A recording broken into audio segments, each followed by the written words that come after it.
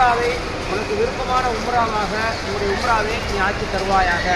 என்று இன்ஷா அல்லாஹ் துஆ செய்வதோடு, எப்படி எங்களுக்கு உம்ராவுடைய பாக்கியத்தை நசீபாக்கி தருவாயோ,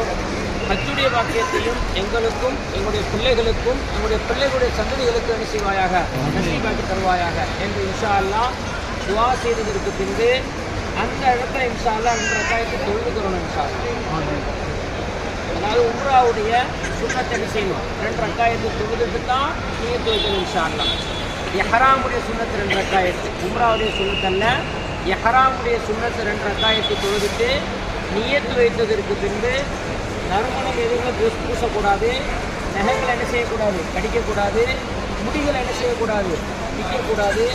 தேவையில்லாத பேச்சுகள் என்ன செய்யக்கூடாது, பேசக்கூடாது. அல்லாஹ்வின் தூதர் நபிகள் நாயகம் ஸல்லல்லாஹு அலைஹி வஸல்லம் அவர்கள் சொல்லிக் கொடுத்திருக்கிறார்கள், இஹ்ராமுடைய நிலையில் கேட்கக்கூடிய துஆ உடனே